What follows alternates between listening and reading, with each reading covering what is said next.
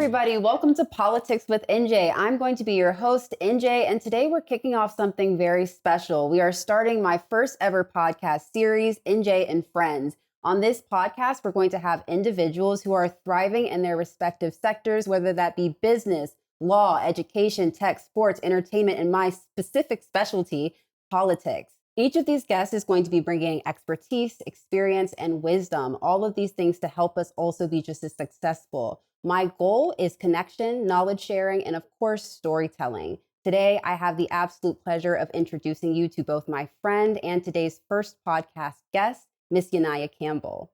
Yania Campbell is a 24-year-old youth advocate, political strategist, and legislative aide located in the United States House of Representatives, where she has advanced major policy initiatives pertaining to health equity, immigration, economic policy, and education. She has helped author legislation, including the Uterine Fibroid Research and Education Act, the Uterine Cancer Study Act, and the Marcus Garvey Legacy Package. She is a first-generation graduate of the Virginia State University, and she's also served as student body president, and she also joined the illustrious organization Alpha Kappa Alpha Sorority, Incorporated. She is now pursuing her master's degree in nonprofit management at Columbia University and also the curator and mind behind the Dear Future Madam President Collective, an organization and initiative to help young women break into politics.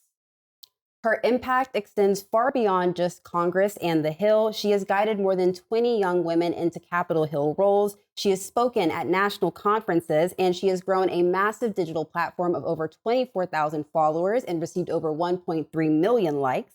She is rooted in faith and additionally inspired by Shirley Chisholm's Brooklyn legacy and powered by her Caribbean heritage.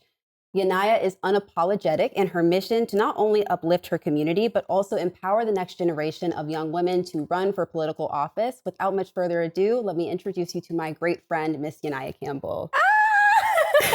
Welcome. Hi, How does it feel? I just, even hearing you read it, I am more blessed than I deserve. I'm so grateful to be here with you. I'm so excited. I know we've been talking about different ways to really put ourselves out there and help other young women get into the same spaces as us. So seeing this kind of come to full fruition is just a blessing. It's such a blessing to begin with. Yeah. So obviously, I know who you are. You are my friend. But for folks who do not know who you are, who is Yania Campbell and what is your background? Yeah, absolutely. I always start with Yania is a woman of God, a daughter of God. I've started to say a little bit more because I'm definitely growing in my faith. I've always been rooted in God, but I think throughout my time working in politics and being in my 20s, I've definitely worked on that relationship. And so that's first and foremost. Yania is someone who believes in lifting while she climbs. And so a lot of the work that I've done when at Virginia State, when at CBCF, when on the Hill is making sure that if we get there, amazing, but it's nothing if we don't have women coming behind us. And so I have always been passionate about advocacy, civic engagement, but specifically about young people. Huey Newton told us that the revolution has always been in the hands of the young. And I think a great nation is one that trains up its young people. And so my life goal and mission has been surrounded around that. Absolutely. I mean, that is so nice to hear. And as somebody who does know you, you are definitely preaching to the choir. So with all of that being said, you are in the political space. Something that I've always found interesting is your motivations behind why you enter this space in general, the motivation behind building your collective. Can you elaborate a little bit as to how that keeps you going, especially considering the current political environment that is kind of festering right now? Absolutely. I will always say my why is my great grandmother. And so politics is one of those things, as you know, that you don't just come out the womb and you say, I'm going to be a politician, I'm going to run for president. Right. Some people do, but for most of us, that wasn't our story. And so my story was my great grandmother, who is still with us, told me that before I die, you're going to find out what you want to do. And she was adamant about that. So she put me in dance classes. I had no rhythm, so that didn't work out. She put me in singing classes. God did not give me the voice to sing. Tap dancing, acting, you name it, I did it. And subconsciously, while she was doing that, she was in office.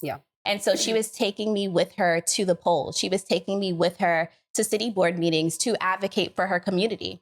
And so when I got to high school, I saw how God aligned all of this for me. And I think for most people, you get into advocacy with your professors and your teachers who really believe into you. For me, that was my professor, Roberto. And he is one of those movie type professors, amazing. Like on the first day of class, he said, "My name is Roberto Caruso. You will address me as Roberto, not Mr. Caruso, because I'm here to walk alongside you in your journey, and I am not your superior." And from there, he kind of just stuck with me. He was one of those first people to really believe in me after my grandma. I was still trying to figure out what I wanted to do, but he looked at me and he said, "You are meant to serve your community." And I didn't really know what that meant at the time, but I would soon figure it out. And so in high school, I launched the Phoenix Club, which was a club to help young people get into advanced placement classes. Right. So I went to a school in Brooklyn where I was two of maybe around 30 students who were in AP classes and who were women of color and just minorities in general. That is a problem. Yeah, that's a big problem. One of the things that my high school prided itself on was being the most diverse school in the city. And so to be the most diverse school in the city, but you only have two people of color in the AP class, that seems a little bit systemic to me. And so he sat with me as we tutored students after school.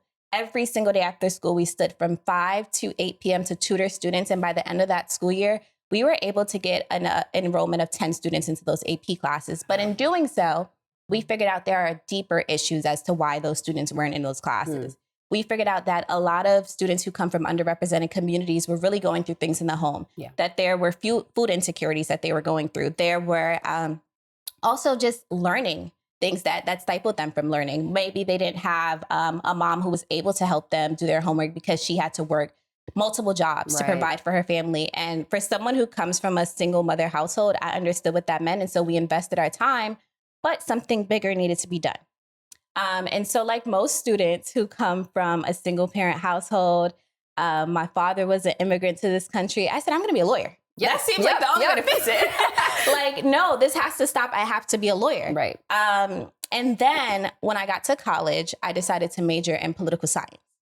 George Floyd happened. I was sitting at home with my mom. It was COVID during this time.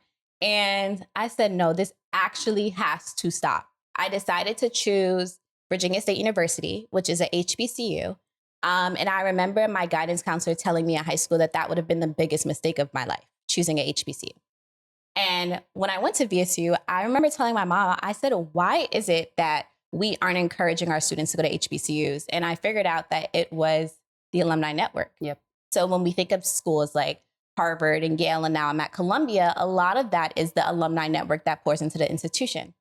And so I decided to sit with a couple of my friends and we decided to create a HBCU march in honor of George Floyd.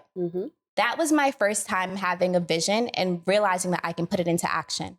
And so with that march, we had about 40 to 50 HBCU students marching in honor of George Floyd.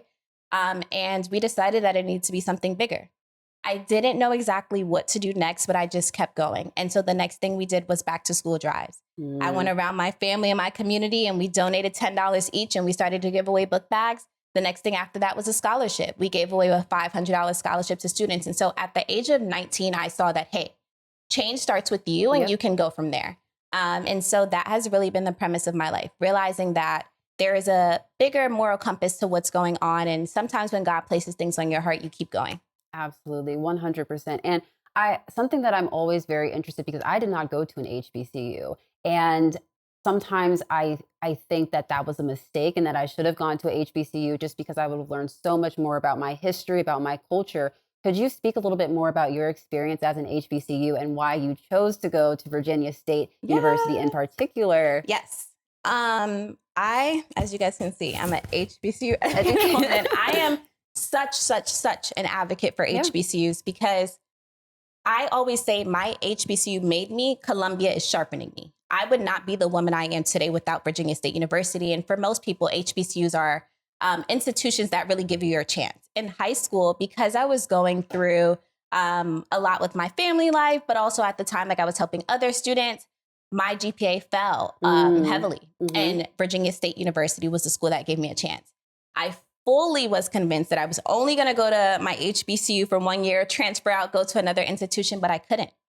My HBCU continued to pour into me and chase after me and just invest into the young woman I am today.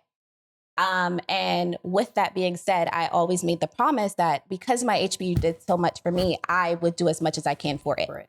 So I decided to run for Student Government Association president. And in doing so, we created an endowment, the first alumni endowment, and we raised $10,000 to give away to the university for students who are first generation like myself. And then I think one of our biggest accomplishments to date that we gave back to Virginia State was creating a fellowship to Ghana, West Africa. And so I remember we were in the cohort. Yes. When you had started the initiative and you were going. Tell me about that. How does one get a campaign like that off the ground and really just see it through, like, in totality? Yeah. I would say God. Yeah. And you're going to hear me say that so much throughout this, because I would not have woken up one day and thought that I can help students go to Ghana. Yeah. So once God gives me the vision, I kind of just work on it.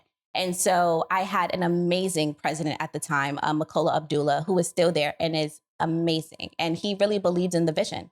And so we had the vision one day that you cannot move forward without knowing your roots. And so we called it paying forward while going back. Yeah.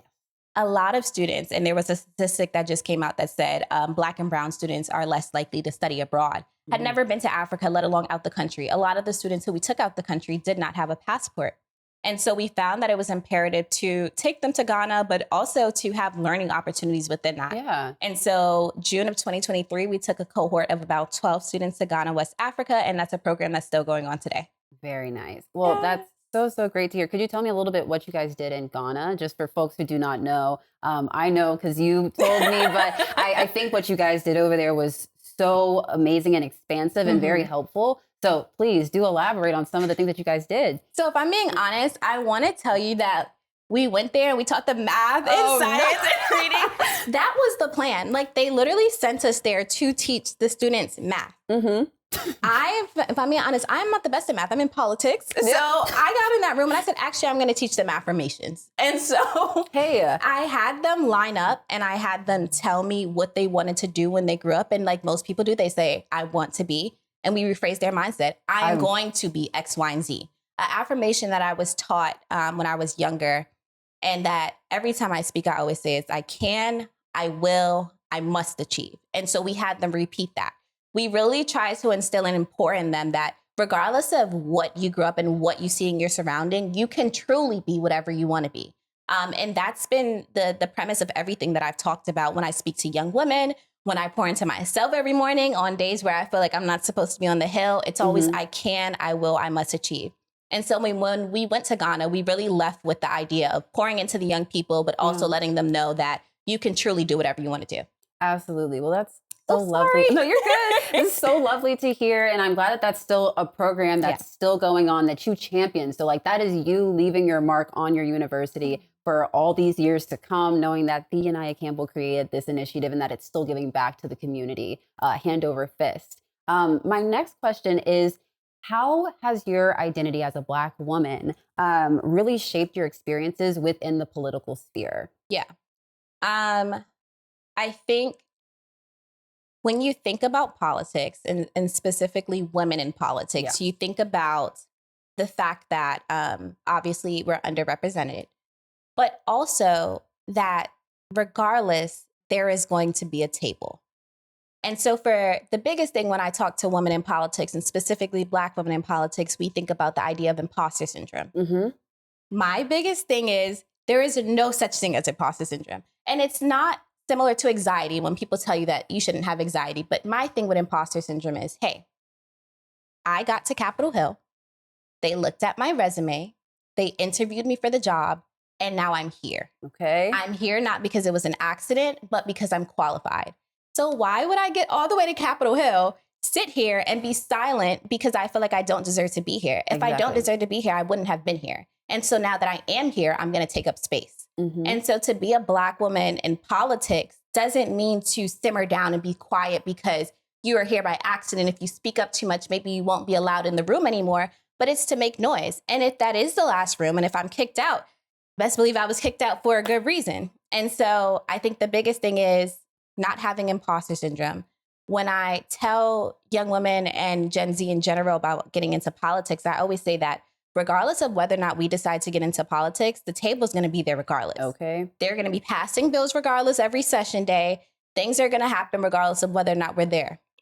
So with that being said, I think it's important for us to be at the table and be there with confidence and to speak once we're there. Absolutely. Absolutely. And more specifically, I know that your history and your background as a Black woman in politics is the reason why you started your collective. Yes. I wanted to talk about it later, but I'm just so excited because I think what you're doing with Dear Future Madam President is so amazing. So please tell the folks what Dear Future Madam President is, well, the rollout, and what's to come. Yeah, absolutely. So I am so excited to launch my collective, Dear Future Madam President. Let's start with the name. Okay, let's start with the name. When I think about what it means to be a president, it is the largest role that you can be in our country. And you've actually served in this role at your own university, so you have the experience. And as a woman, you're told that, hey, this is not something that you should aspire to. So when I was younger, I used to always say, when people ask me what I wanted to be when I grew up, I said, I'm going to be president. Okay. And you should imagine the looks of the people who are like, imagine this crazy little girl saying she's going to be president one day. And it's almost as if like it's a no-no for women to say that that's what they aspire to be and that's what they aspire to do. And so Dear Future Madam President is confidently taking your stakes in politics and advocacy and whatever you decide to do and saying it boldly. I do aspire to be president one day. I do aspire to be a CEO, and I am going to do that. And so what we're doing at DFMP is giving women the resources to do so, the community to do so, and also the inspiration to know you have a sisterhood of women behind you who also have these crazy dreams, and we're going to help you along the way. Absolutely. And I would love for you to share a little bit about your upcoming event, if you'd like to. I know it's like, it's coming out. We have the rollout. Please, like, tell us the first ever event. Congratulations, by the way. Thank you. Mind you, can I tell folks, she built this up by herself. She got the venue. She got everything all together. The woman, the myth, the legend. Hello? Not me. You know what I'm always going to say? It's God. Yeah. I would be remiss if I said I was on Capitol Hill by myself, built that brand by myself. It is literally him. When I tell you, I've spent so much time figuring out what my purpose and my why was. And sometimes I would say, like, God, help me figure out why you put me here. And it would just keep showing up. People always say your why and your passion is what comes easiest to you. So if you are good at drawing, you're probably meant to be an artist. If you're good at dancing, then you're probably meant to be a dancer. I always say your why is what opportunities come easiest to you. And politics and helping women specifically is one of those things that kept chasing me. And when I was building this event, I knew that this was something that God was partnering with me on because things just started to roll and work out. And I am just so grateful. So our soft launch will be on September 28th. I'm so nervous, excited, all the things. And it was meant to be an intimate soft launch, and it's grown into like 55 women plus our Sold amazing out? panelists. Like God, I can't say that enough. I am so grateful. And so again, soft launch, but we mean business. And so it is going to have headshots. It is hard to be a woman in politics without having a set LinkedIn and without having a set headshot. And so you're going to come in and you're going to leave with a headshot. The next thing is your resume. Part of my job when I first came to Capitol Hill was looking at hundreds of resumes. Right. And some people just don't know what a resume template should look like. And so we're going to help you guys with that. We're going to have 3 resume coaches directly at the event. The next thing we're going to do is have speed networking and team bonding. One of the largest things that I hear women say is that it is so hard to network. And as a young lady who is introverted, we've talked about this. It is so scary. And so we're going to set you up with other women that it's almost seamless to be able to network with them. And then, of course, we're going to have panelists. We're going to have the amazing NJ and 5 other amazing women that I'm so excited about. And so although it is a soft launch and it's just a smaller event to the larger mission that we're building, we're really, really excited to kick it off. Yes, I'm telling you, like the chills that ran down my back whenever you first told me. I was so excited because I just I know that it's going to do so well and you're going to help so many women. And I know that we were talking about this a while ago, but whenever I first matriculated into politics, it was very difficult for me to find the resources because they're just not out there. And even then, when you do get that first role, it's very difficult to move to DC and get accustomed to the climate. And we'll talk about that later, but it is very difficult. Kind of continuing on that same grain about difficulties. are there any barriers that you think still significantly exist and impact individuals getting into this space, and kind of point to like where they are? Yeah. I think that the largest one, the financial barrier. Yeah. I'm not sure why, but again, our jobs and politics in general is extremely gatekept. They do not pay you well in politics. Okay. And granted, like, you are a public servant, and so that is to be expected. But for a lot of first generation students, it is very, very difficult for them to be able to afford to come to DC and live here. DC is a very, very expensive city. And so I cannot tell you the amount of times that I have met overqualified young women who had to turn down internships on Capitol Hill because they could not afford to stay there. Yep. And now they're being replaced by their counterpart whose parents maybe have money to be able to fund them, but they aren't as qualified to be there. Clock that. And so that's why we get into DMFMP. And so as it's starting as a soft launch, the overall goal is to grow it into a fellowship to help young women get onto Capitol Hill. And so I look forward to continuing to have fundraisers to help other women get on Capitol Hill, scholarships to help them continue. And I think overall just aiming to eliminate all barriers that affect women from getting onto the Hill. I think the next thing is, as we talked about, like, for some reason, it is such a gate-kept culture to get on Capitol Hill. Yes, oh my gosh. I don't know what that's about. It's like the craziest thing because you're competing against a whole bunch of people to get an internship. Okay, you finally get this internship. Now you're like competing against a whole bunch of people to get the staff assistant role. Now you're trying to climb up the ladder and you have to kind of be quiet and you're inside of this group. This has to stop. Has to. It literally has to. Because to a certain point, what good is it if I get on Capitol Hill if I'm not helping other women do so? There is going to become a time where I have to move on, whether it be for law school, another job. And if I did not help other women get there, I didn't really do my job and I did not do my assignment that God called me to. If God just wanted me to be on Capitol Hill to pass bills, then I would have completed my mission, but that wasn't my mission. My mission was to help other women get into that space. And so that's what I'm hoping to do. So I think financial barriers, I think resources, and also just mentorship as well. There isn't a lot of us in this space. And so sometimes it is hard to connect with other women in politics.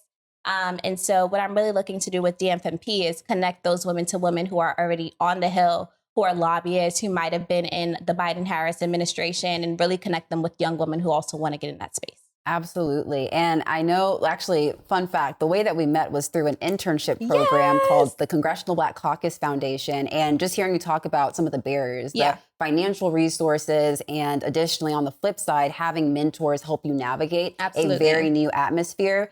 CBCF was so great because for me in particular, the financial resources was a big thing. Like, I'd gotten accepted to internships, but the cost of moving from Texas to DC and then finding affordable housing, especially like on the drop of a notice. So CBCF was absolutely helpful. And then also them connecting us with people who are trying to be in the same spaces as us. Don't get me started on CBCF. Also with networking. So, I mean, free shout out to CBCF, but they were an absolutely helpful organization. Amazing. Like, that is a hill I will die on. CBCF was so instrumental in allowing me to be on Capitol Hill, but so many other young Black leaders, politicians, fellows, like CBCF literally eliminates all barriers to getting on Capitol Hill. They provide you with housing. They provide you with resources. They provide you with a stipend.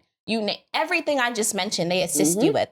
Mentorship, a community, a family. I will forever sing CBCF's praises for all the amazing work they do. And we need more CBCFs. We do need more CBCFs holistically. And I hope that they are able to expand in the years to come because like I said earlier, it was the only reason why I would have been able to come here in DC. And now look at us, right? Like, I would not have done it without them. And that's why I keep bringing it back to how intentional God is, because I actually applied to the congresswoman's office I'm in right now. Yes, you did. On my own. And the current person in that role, he didn't get back to me in time. And so I was so upset. I was like, God, you knew I wanted to be in this. You knew I wanted to be in her office. Why would you do this to me? Like, I'm so upset. Out of nowhere, it is like the craziest thing ever. I see a flyer for CBCF and I see that it provides you with housing, stipend, all of this. I applied literally at 11:58 on the deadline. Press send and submit. I kid you not. This is how intentional God is. I get in and I see why God had it go that way.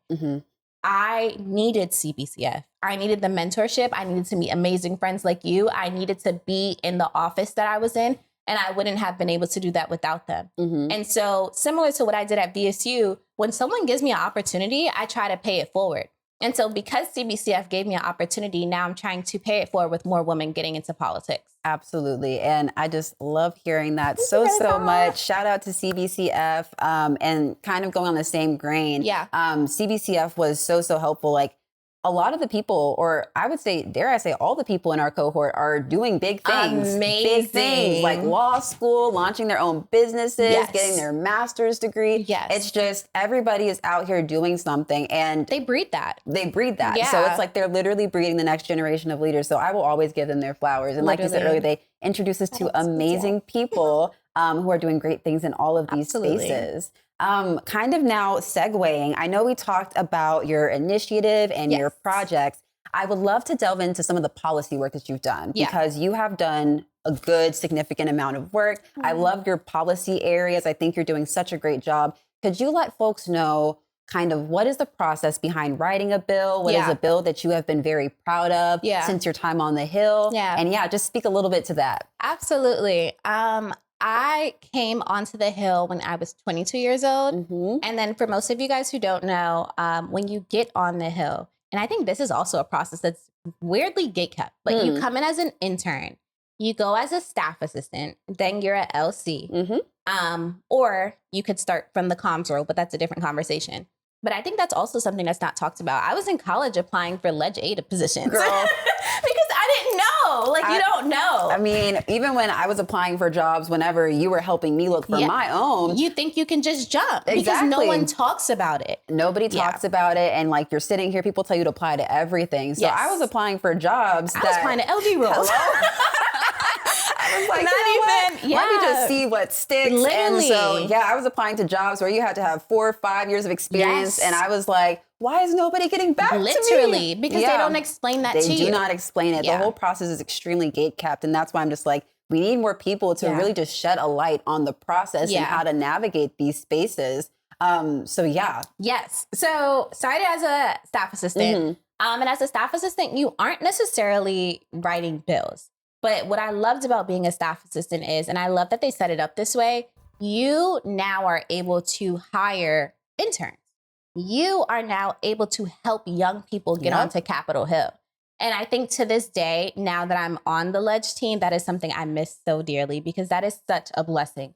To be able to help people start their career on Capitol Hill, amazing. Like one of my favorite things was calling the interns and letting them know and hearing them. But after that, I started as an LC. And as an LC, I had an amazing legislative director who allowed me to work with her on women's health policy. And one of the first bills that we worked on was the Uterine Cancer Study Act. So that was just such a blessing because as a Black woman, we really talked about basic things that we talk about in the Black community, but you don't know that there can be federal legislation on it. And so the Uterine Cancer Study Act really requires the NIH to study and invest funds into looking into correlation between chemical hair straighteners and uterine cancer in Black women. For so long, we've been talking about the fact that our perms have been so toxic to us, but we haven't really continued on with that research. And then the next thing was the Marcus Garvey Legacy Package. One of my greatest honors for the Congresswoman, and I adore her. And she just does such a great job of really being able to trust us in the work that we do, but really just put her constituents first. And so when coming to her office, I knew that one of her passions was the late and great Marcus Garvey, who was a civil rights activist and leader. And one of the bills that she'd been championing in for a while was the Marcus Garvey resolution to get him exonerated. And we were able to write a letter to President Biden to get him exonerated. And President Biden granted him a posthumous pardon. And to this day, that is one of my greatest honors, to be able to write that letter and see it actually happen, and to see one of our greatest civil rights leaders that I read about be able to be pardoned because of the work that we did in the office was such a blessing. And so I think a lot of the work that we do in the office is because we have an amazing congresswoman who really puts her constituents first, but who also trusts the staff that she's hired. And that's so nice to hear. It's also specifically gratifying and satisfying when you see the work actually have come to fruition. Yes. And so, yeah, that's like probably one of my favorite parts of my job is seeing that all the hard work we do, even though sometimes it can go unnoticed, but the times that it actually does go noticed and it results in a tangible impact, it really justifies everything and all the work that you've put into your respective spaces. So yeah, very excited. So you're working, you're in school, you also have your collective. How do you not burn out? How are you still making sure that you are feeding your passions while not, running yourself absolutely and draining yourself of energy? I'm finding it. I'm finding it. It takes me that long to find it. It does. It does. Okay. Honestly, truthfully, it is my passion. All of these things are my passion. Yeah. I am being paid to literally do something I would have done for free. DFMP is something that I can spend hours on and doing it because it is something that is my passion, but it's also something that God gave to me. I remember praying to be in the Ivy League one day. And so how dare I not give that my all? And so with all three of those things, and even as you were reading out my bio, I was low-key in my head thanking God because those are all things that I prayed for. I remember you and I praying to be on Capitol Hill. I remember praying to be able to help women get into this space. I said, God, if you give me this job, I promise you I will help other women get there. And so now that I'm in a position to do so, I'm just on fire. Okay. And I think I haven't even noticed that I'm just tired because these are all things that I love to do, but these are things that he's put on my heart. And for the days that I am tired, I just pray that he gives me the strength to keep going. But I think for me, one of the biggest things I say is once God opens the door for you, it is literally disrespectful to him to not give it 110%.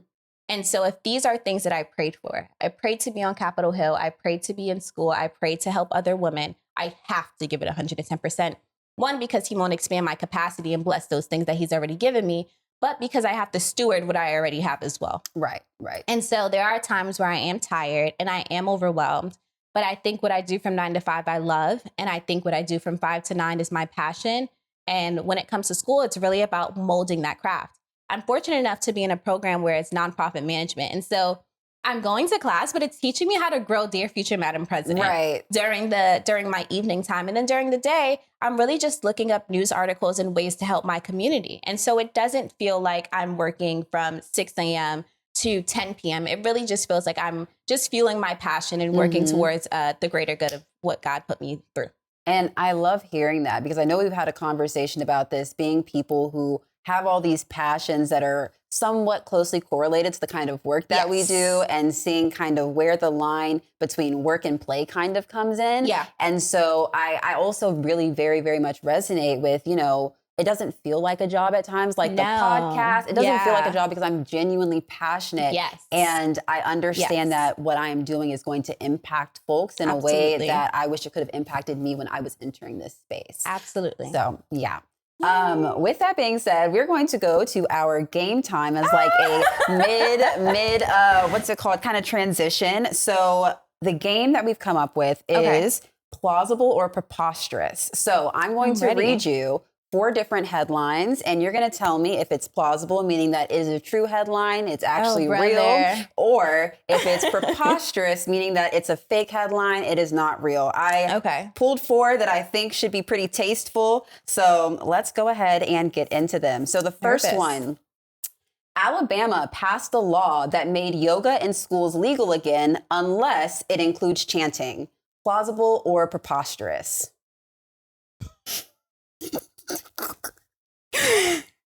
It's so funny because I almost want to say it's preposterous, but it probably is plausible. I'm scared, but let's go preposterous. Lord. Preposterous. Can I speak today? Let's go preposterous. Preposterous.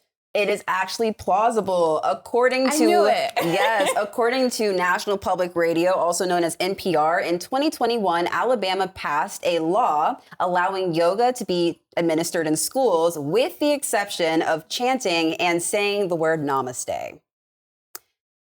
Yeah. Okay, I'm ready for the next one. Yes. Okay. So plausible or preposterous. Congress debated a bill to make Election Day a federal holiday. However, they could not agree on what day it would be. Plausible or preposterous?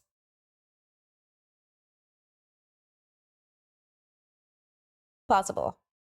This one is also preposterous. Oh my goodness. Well, not also preposterous. This one is preposterous. Yes. But it does seem like something they would do. Yes. Yeah. Especially with the current climate. Okay, next one. A U.S. senator once read Green Eggs and Ham aloud during a filibuster speech. Plausible or preposterous? I do not like that, Sam I am. Do you like green eggs and ham? I want to say that was Cory Booker. Plausible? It is plausible. You are correct, but it wasn't Cory Booker. He has the title for the longest filibuster speech, which he actually just did this year. Kudos to him and shout out to Cory Booker. It was actually my home state senator, Senator Ted Cruz. In 2013, Senator Ted Cruz, according to C-SPAN, read Green Eggs and Ham, the famous Dr. Seuss book, in a 21-hour filibuster speech. On brand. Yes, very on brand. I won't say too much about that. Next one. This is our final plausible or preposterous question. A candidate once ran for office recently, and their campaign slogan was, quote, "I'm not the worst one." Plausible or preposterous? Plausible. No, preposterous. Oh my but I believe this. When I saw this, I was like, actually, that does sound like on something. Brand for, sounds on brand for a couple of candidates, to be honest. But that is the end of our game. I don't know if this speaks to me or our country. Girl, I think it speaks more to our country than anything. But thank you so much for participating. That was our game, Plausible and Preposterous. That's something that we're going to continue doing as we have more guests come onto the show. Now, back to our questions. What is some advice that you would give to young professionals who want to enter politics? If you were to tell them where to start, kind of to get their career up and running, where would you tell them to go first? Yeah, absolutely. I would say start in your community. I think one of the most difficult things for young people is, hey, I don't have any experience. How do I get experience? You create your own experience. It is so easy to register for a soup bank or a food drive, or in my case, we did a back to school drive. So I would say create your own opportunities in your community. And that also helps you find your passion. Like, you're talking to people, you're getting real world experiences, you're finding out about what they actually want to do. I remember one of the first things we did was we set up a little sign and it said, "How can we help our community?" And it was like a little cardboard sign that we put up, and people actually stopped by and they talked to us. Yeah. They were like, "We want you guys to plant more trees in the neighborhood," or like, "We need healthier food options," or "I actually need better childcare." And granted, at the time we were 18 and we just had like big dreams, but you actually find a lot about your community that way. And I think the second thing that I would say is joining organizations in your school. That also helps you figure out, one, community, two, what you want to do and what your strengths and weaknesses are. So whether you serve as secretary and you figure out that you're an amazing writer, or you serve as president and you realize that you're great at delegation, it helps you figure out where you want to go once you do step into politics. So once you've done community work and you've done work in your school, I would start applying to internships. I think one of the biggest things that often gets misconstrued is when you apply to congressional internships, you aren't. I already know what you're about to say. You literally don't have to only apply to your state member's office. That was the biggest thing for me. Like, I thought I literally only had 3 chances. My 2 senators and my 1 representative. There are 435 members of Congress. You literally have as many chances as you take. Now, it is imperative that you apply for offices that align with your political ideology and that align with your beliefs. Yes, but you have so many chances. And so what I would say is cast a wide net, and I would apply to as many offices as I can. Once I do that, I would make sure that my LinkedIn is airtight. And I would make sure that my resume is also airtight. Mm-hmm. I like to use the Harvard resume template. I think it's also very helpful. And I think it just makes it very concise. And then the next thing I would do is make sure that once I do have an interview, I'm well researched. Because a lot of us don't know how to get into Capitol Hill and those internships. Once we do get our interviews, we kind of treat it like a regular interview. Whereas when you do a congressional interview, it's important to know about that member's committee assignments. It's important to do your research on the staff. Mm-hmm. Who's the chief of staff? Who's their staff assistant? Who's most likely interviewing you? What are those members' priorities? What are their caucuses that they're in? That kind of helps you figure out what their priorities are and what they're passionate about. And those are important things to speak about in your interview. And so once all of those things happen and you did your community service, you did your organization, you applied, you got the internship, now you're here. Right. Now what? You give it 110%. It is literally tunnel vision. If your goal is to get a job on Capitol Hill, it is literally you versus you. You go on coffee chats, but you're intentional about them. You are, for me, as an intern, I was first one in, last one out. They had to kick me out of there every night because I wanted it so bad. I remember we would be at the apartment. Where's Yania? She's still at work. I was in that office. Look at Yania's location. She's still at work. She's still at work. They had to pry me out of there because I loved the work that I did, but also I knew I wanted to stay. Yeah. And so I wasn't going to give them any reason to pick anyone else besides me because that's how bad I wanted it. And so I would say go above and beyond. I think a lot of times once we get there, similar to what I spoke about imposter syndrome, we kind of shrink ourselves as interns. Be the first one to go to hearings. Mm-hmm. Once you figure out what your member is passionate about, go out and research those things, write memos, do briefings, get to know people on the Hill. Those are probably the people who are going to be able to help you. And I think the last gem I'm going to drop is network across instead of up. Mm-hmm. When you try to network with your chief of staff, yes, that's great. But the person who's probably going to be able to hire you is your fellow intern because that's the person who becomes the staff assistant. And so our current staff assistant is in a place where he was able to hire someone who was in his CBCF cohort. Mm-hmm. And if they would have networked up rather than across, that probably wouldn't have been as easy. And so I think the biggest thing is talk to your fellow interns.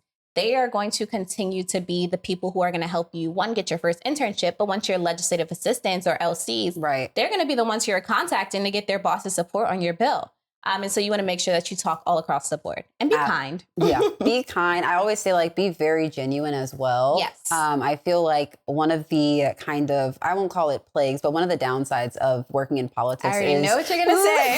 It's the T word. Yes, it's the transactionality. Yes. I am somebody who, especially in my network, I would say probably 75% of my network is individuals who are my age mates or people that are kind of in the same area of life. And then 25% is probably the chiefs of staffs, the LDs, the people who have titles that are working in jobs that I would like to work in. Mm-hmm. But something that I think is lost on a lot of people, especially when you get into the whole DC kind of roundtable, is people forget that you need to craft genuine relationships to have the best kind of network, because that will essentially help you. A lot of the opportunities and the experiences and the jobs that I have received have been from curating and really putting time into growing and catering to my network. And I think that's something that's so important that people should be doing. Absolutely. Yeah. I agree 1,010%. I think another thing I'll say is one of the biggest downfalls that we have is not following up. Yes. You miss 99% of opportunities by not following up. People want to help you. Mm-hmm. People want to help young people. People want to help people who they see in themselves. Mm-hmm. But if you don't follow up, you probably already missed the opportunity.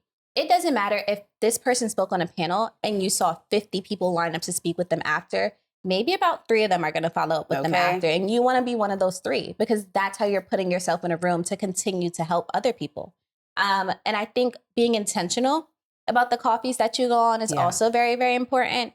And just making sure that you are aligning yourself with people who, I always say that I like to find mentors and people that, one, I would trade lives with them in a heartbeat if given the opportunity. Or 2, they've had life experiences that maybe I can learn from and take wisdom and advice from. Absolutely. And just for folks who are watching, what are some ways that you make sure that you're keeping up with folks? Because I already have my own, but I'm very curious to hear about yours. Yeah. Okay. So I think one of the easiest things for people is following up on birthdays, holidays. If that person is a mother, if they are a father, that is very, very important. Ask about their kids. How are their kids doing? Yes. Yeah. And those are just basic human decencies that you can talk about. And I think the next thing for me is also like pouring into my mentors as well. I show up for my mentors, whether it be giving them flowers or making sure that I'm helping them where I can, because you helped me, you poured into me. And so that's important. And then I think the last thing I'll say about mentorship is, while I am a Black woman in politics, I think it's very important that I realize how imperative it is to have mentors across the board. I realize that people can only give you advice based off of their lived experience.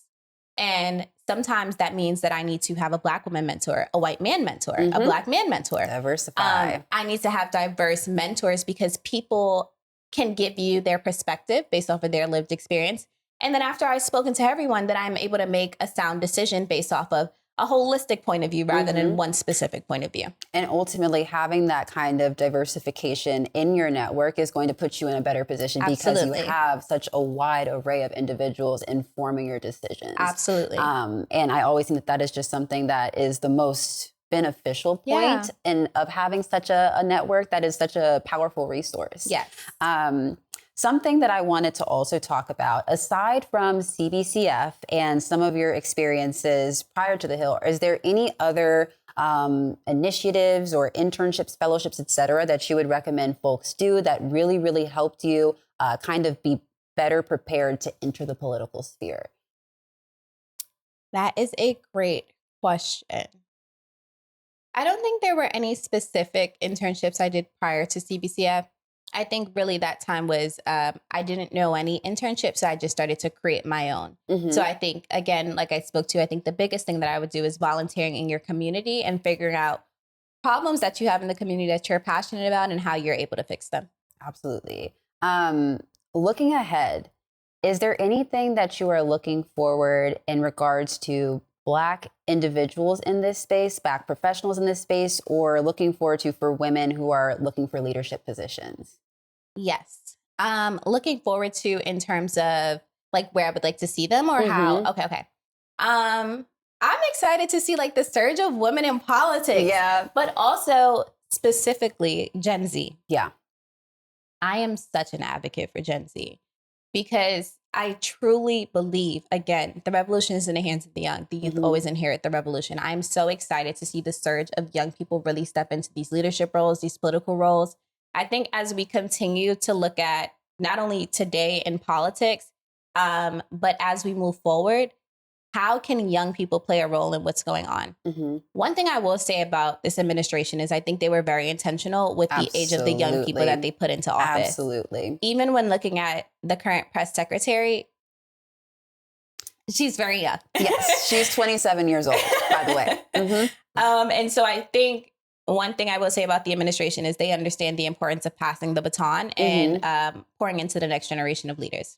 And so what I look forward to is young people continuing to rise up and continuing to take on those leadership roles boldly. I think about Deja Fox running for Congress. Yes. I think about Zoran. I think about all these young people who are deciding that I am not going to wait my turn, but I'm going to step into office now. And I'm excited to see that with Gen Z, with women, with Black women, but just across the diaspora, those communities that have historically been underrepresented. Absolutely. And I actually want to delve a little bit more into Gen Z because as we know in this last election, there was a sizable swing in regards to the political party that Gen Z identified with. Yeah. I'm curious, what do you think our party needs to do to kind of get Gen Z back on our side and, you know, just kind of make up for lost ground that we lost during the past election? And I think this is funny because we're both in this space. You have to meet people where they are. Yeah. I know it's so annoying to hear. I know no one wants to talk about it, but you have to meet people where they are. And right now where they are is TikTok. Yeah.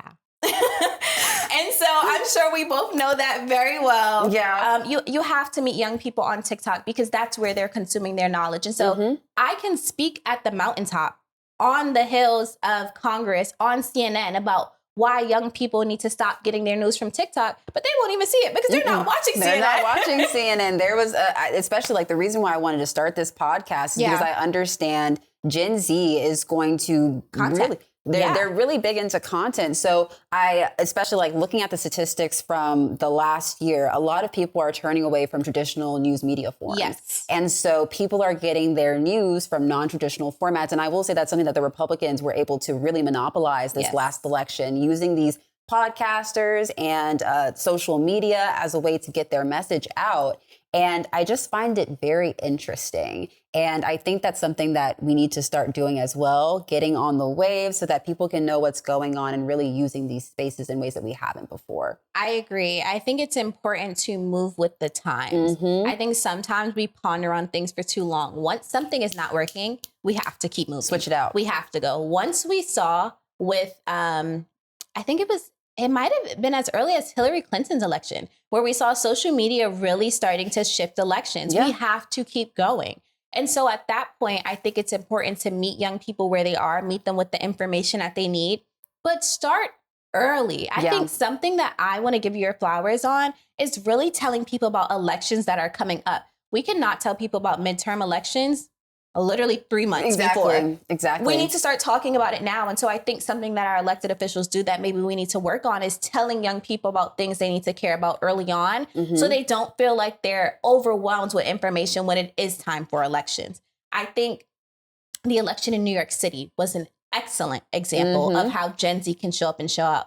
I remember I was going out and celebrating one of my friend's birthdays, and he had people campaigning outside of the club. And I thought that was such a brilliant tactic because he met the young people where they were. Where they are. And we saw that ended up in his success. And I think that is so important when you think about who is going to drive this next election. We have to start counting out young people and making sure that their voices are heard, but also they don't feel like they're the last people to hear things. Absolutely. And even talking about getting them while they are younger to get more involved. The reason why I am so knowledgeable and why I'm so involved is because I've wanted to get into politics. I remember, the first ever debate class that I took was back in high school when I was in 8th or 9th grade. And I immediately knew, I was like, oh my gosh, we're debating all these really, really complex international and domestic policies. I'm really interested in this and I want to get more into it. And that's kind of how I got into it. But the thing is, and I'm noticing this with like younger folks, they don't know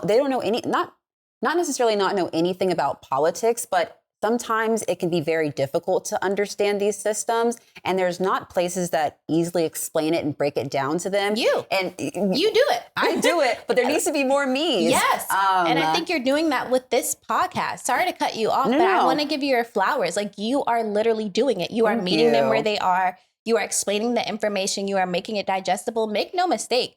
Politics and financial literacy is hard to understand for a reason. That is very intentional. And so when I see people like you doing the great work of breaking it down and meeting people where they are, that is so, so important. I don't think that it's that Gen Z doesn't care about politics. I think it's not digestible at all. And I think we have information overload. We're numb to a lot of things that are going on. And so when you have people like you who are really breaking it down, it makes it so much easier. But also you're producing leaders who want to do something. One of the biggest things that I always encourage people to do is to sit with it. And what I mean by that is that we are in a generation where we are constantly thrown so much information. So much. And I think when I first realized that is when we were sitting at work and we saw a police shooting on TV. And everyone kind of just went back, not at work, I was at school. And everyone kind of just went back to their jobs. And so as student body president, my president called me and he said, hey, we need to prepare for a rally. And he said, once this video is dropped of these police officers killing this Black man on camera, there is going to be utter chaos on campus. We have to prepare.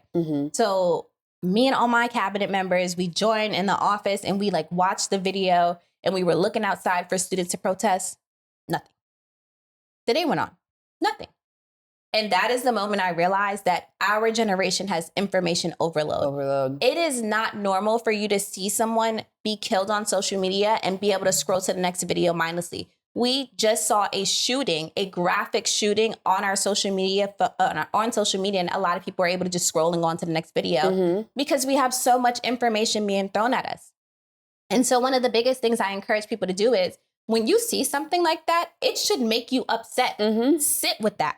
When there's an administration telling you that they're cutting Medicaid and Medicare, that should make you upset. Sit with that. When you have people telling you that student loans... Hello? I don't even want to get into that, actually. Your student loans benefits are going to be taken away. That should make you upset. Sit with that. And so once I see a video that pisses me off, I just saw on my phone today, the DOE cut $365 million from HBCUs. You know what I did? I didn't scroll on my phone and watch a video of Cardi B. The next thing I did was I got off of my phone and I sat with it and figured out how we're going to implement that into Dear Future Madam President, because we need to have those conversations. So often we're seeing things online that make us upset, but we don't necessarily know what to do. So we kind of just go on to the next conversation. And so for Gen Z, what I want to challenge you to do is sit with that information once you get it. And also see what you can do and talk about it with your friends. Absolutely. And to your point about there's just so much information, even sometimes when I'm filming my own content, I don't know what to tell people because there's so much going on. And that's something that I have definitely been struggling with, because it's like, what exactly, I want to talk about everything, but you can't talk about everything and have enough time to do it. So just trying to find a way to really disseminate knowledge and elucidate individuals about what's going on in a way that is easy for them to understand. Because even when I came onto the Hill, there were things like I've been working in politics since I was roughly 18. I thought that I knew things. And then I came to the Hill and I was like, what do you mean? Like, what does in session mean? Like, what is a pro forma? Literally. What do these words mean? And so I think it's super important to be able to have these kinds of outlets to explain these things, because I also think that it is a barrier, and it's a barrier that's put up for systemic reasons, and it's done very intentionally. Because there's so many times I know for myself, I was like, okay, I don't even want to look into that because I don't even know like where to start or how to understand it. Yes, I agree. And I think so many people feel like that. And so I think one of the biggest things that we can do as girls and women in policy is kind of helping build that community of where we can figure things out. I think one of the reasons why I wanted to start DFNP is I said, we don't really have rooms where we can talk about the issues that are going on. We don't necessarily have conferences where we can talk about the issues that are going on in America and then have action towards it. And I'm not talking about us having conferences where we have panels and we go, yes, and then we write go that home. down. Yes. No, like this is not the time for that. I think we need to stop acting like what is going on in America is normal. It's not normal. I'm not saying that nothing is being done. I think there are definitely people and groups and elected officials who are doing something, but we need rooms where we can gather as collectives and talk about, hey, this is what the administration is doing. This is how we can do our part as Gen Z, and it's a safe room to do so. And to kind of pivot off of there, I want to talk about fatigue in the political sphere. I know that I experience it sometimes working on policy. I know that a lot of people who are a couple degrees removed from politics are also feeling the same thing. How are we able to continuously, as you mentioned, like in an extremely abnormal political environment with the current administration, how are we able to not be so fatigued, especially when so many things, so many important things are on the line? I know that was a loaded question. No, I think it's perfect. They're going to cancel me for it. It's no time for fatigue. Like the time for fatigue was probably 2 years ago. Right. This is not the time for fatigue. At all. And so I always tell my friends, for the people who do feel fatigue, totally understandable. It makes a lot of sense why elected officials feel like I am overwhelmed. I literally don't know what to do. I'm tired of seeing the headlines. There is a lot of people who genuinely feel like I don't know what I can do. I feel like my hands are tied because I've been fighting in the revolution for so long that I don't know what to do. I understand that 1,010%. But that is why it's important to make room for people who aren't fatigued, for people who are ready, who are fired up and who are ready to go. Fresh and blood. So I think there are times where I'm like, okay, this is a lot. It's overwhelming. But then I talk to my friends and to other activists who are ready to go and who are fired up. I think there is this misconception right after we lost the election. Everyone was like, I'm tired. Black women need to rest now. We've seen a lot. It's important for us to rest. The 92%, we did our job. Okay. There's nothing else we can do. It's not the time to rest, friend. I will say I was one of the ones. I was like, I am tired. For a week. I'm tired. And then I went back to work and I was like, oh, there is no time to be tired. There is no time. Because they're going ahead and breaking stuff right now. You have to think about what they are doing right now. He is not making plans that are changing things for 1-2 years. Decades at a time. Do you see what I'm saying? And so in that 2 weeks time that I slept because I was tired, do you know how much that administration can do in 2 weeks? Think about it. Has only been 6-7 months? We are months? just now approaching 250 days of the first year of this administration. And think about everything that has happened. And so imagine from that time to now, if all Black women just rested. I'm sorry. I think there is a time for rest. And I think it was those first 2 weeks. And I think Black women are definitely owed rest. I think women are owed rest. I think Gen Z is owed rest. I think everyone, in this great fight deserves rest because we have been fighting for years. But I think specifically during this time, it is okay to rest. But if that's the case, usher up the next generation who is ready to fight. Right. Absolutely. And I'm just very curious, especially because we're going into another election year. Yeah. I mean, in my own analysis, I think that this upcoming election year is more consequential than the past election because it resulted the way that it did. Yeah. How can folks stay engaged and where can they find information about the 2026 midterm elections? NJ Politics. Okay. Make sure you guys tap in. On TikTok, Instagram, and also on YouTube. Thank you. NJ Politics. That's where you can find out about the election. But also notable news sources. I'm not going to tell you guys which news sources you should listen to, but I would say ones that you trust and that align with your, that align with your views, but also you're going to say the facts. And I think that's something that you do very, very well. You say the facts regardless of what your political ideology is. And so I think tracking that ahead of time is very, very important. But I think also doing your research on the candidate. If I had $1 for every time my friend was in the voting booth texting me like, who is this judge? What should I do about X, Y, and Z? Who is this candidate? I don't know what to do. And then it's just like, by time then, you could have I don't know if that's illegal. If it is, make sure we cut it out. Okay. But by time then, it's just like you could have looked up the ballot. You could have looked up that person. We had months on end to prepare. And so I think it's very, very important, not only for you to educate yourself on when the election is, but what each candidate is promising to do. What have they done in the past? And how can you mobilize other people to do the same thing? Not necessarily vote for the same person that you're voting for, but just to get civically engaged. Absolutely. And I think, because you mentioned the judges, and I think folks, so we know based off statistics, people typically turn out during presidential election years and midterm election years. The turnout is not the same.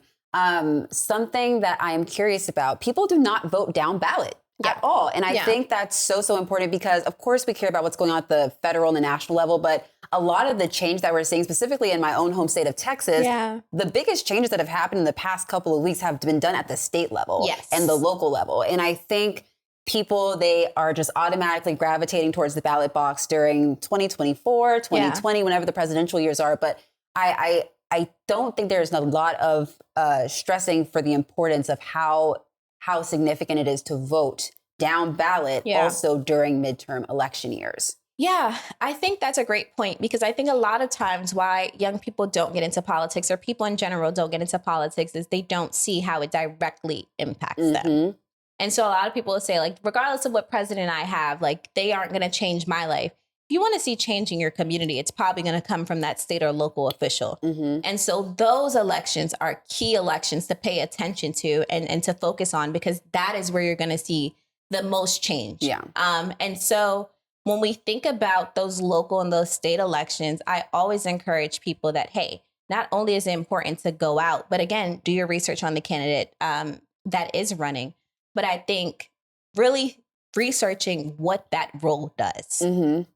It is one thing to research a city councilwoman and to vote for a congresswoman, but do you know the difference between what those two roles do? And I think sometimes we take those things for granted. And I think the last thing I'm going to say on that is bring a young child with you. To your point about getting involved in politics and why you are the way you are today, I am like this because my grandmother, before I can even see over the voting booth, had me on her toes, like helping her.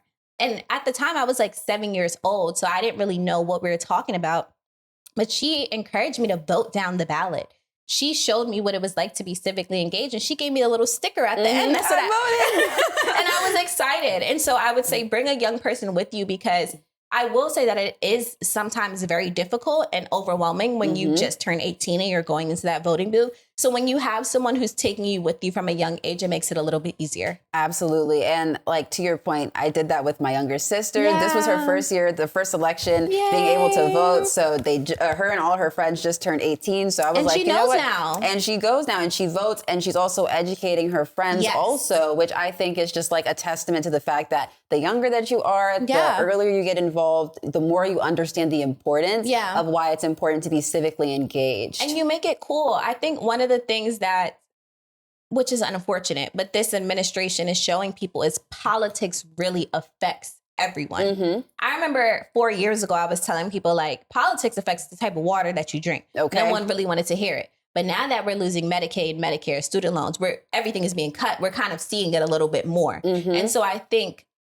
although I'm so upset that this had to happen, and I'm really, really, really disheartened by what this administration is doing, I think one of the things that this administration did was show people how politics directly impacts their life. 1,000%. Because unfortunately, most people don't care about things that they don't see is directly going to impact them. And I don't think that's to be selfish. I think if you are a mom who's worried about how to put food on the table, I don't think at that point you had a long day at work. It's kind of hard to think about, let me research my city councilwoman and what she's going to vote for, or what she has voted for in the past, or what bill she might introduce, because you're tired. Absolutely. You're just trying to put food on the table. But I think now people are starting to see how politics affects you a little bit more and paying a little bit more attention. Absolutely. And to kind of further your point too, I think it's also, as much as this administration is going in and breaking things, I think it's important because for so long we have been under the guise and the impression that this democracy was steadfast, strong, and that nobody could go in there and erode our democratic institutions. But we're watching it happen in real time. Right now. What do you mean the judicial branch and the legislative branch do not have the same amount of power as its supposed co-equal branch that is the executive? And I think that everything that's happening is bad, but I think also it's enough to get people to light a fire under a lot of people and get them more civically engaged, because this is not normal. This is not normal at all. And it's kind of a bit of a double-edged sword, because it's like, you know, what's happening is bad, but also the flip side is like, now we know whichever administration comes in next can come in and kind of put cogs in those places to prevent something like this from happening again. Absolutely. Yeah. So my next question, what are you using to stimulate your mind? Any books that you've read that you would tell folks to get into? Any podcasts that you're listening to, besides NJ and Friends, of course, but any others that you would like to tell folks that they should definitely tune into? Two things. Emma's podcast. I love podcast. Emma Grede. Amazing. She has an amazing, amazing podcast that I watch. I also follow women, not necessarily their podcast, but podcasts that they go on to, who I think are doing great in their space. So for example, Amani Ellis, who is the founder of Culture Con. I'll watch different podcasts that she goes on to. And I think for books, two things. One, right now I'm reading The 5 Agreements.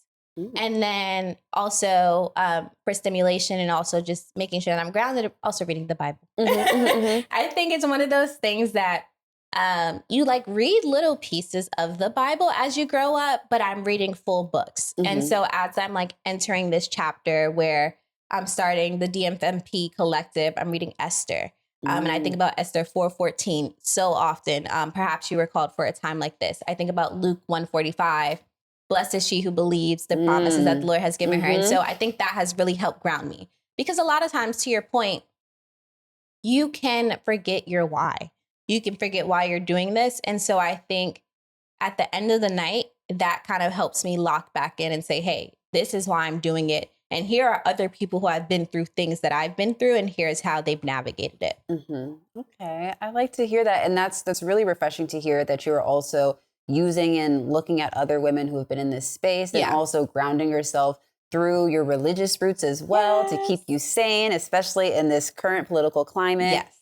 I kind of wanted to pivot to the digital and social media side because you are also on social media and you have built your collective through social media. How do you see that being utilized to expand your vision for the Dear Future Madam President Collective? Yeah, I think it's so crazy because I did not mean to start TikTok. We talked about this the other day. I randomly just put like a whole bunch of videos together and the video just happened to do well. And then I just started to do it again. And I saw that there were women who cared about politics, who were inspired about politics and wanted to get into it. We noticed that there weren't many women and women of color who were showing that they were in this space. Exactly. And with that being said, to answer your question about DFMP, I'm a firm advocate that there's a time to inspire and there's time for impact. As much as I love making content, I can only make but so many videos about showing women about politics if I'm not helping them get into politics, if I'm not showing them the behind the scenes. And so a large part of what we're doing now is, yes, still inspiring women. Hey, this is what it looks like to be a Black woman in politics, but also showing them that other side. These are the steps to get to this place. Right. Okay, well, thank you so much. Those are all of my questions. I know I'm a yapper. Me yappy. But I'm so glad that you came and you spoke to folks on here. And I hope that the wisdom that Miss Yania Campbell shared with all of you will help a lot of you guys who are in Gen Z, who are younger folks wanting to break into the political space. I hope that this is super, super helpful in elucidating to navigating these very complex systems. So I will see you guys next time. Bye-bye.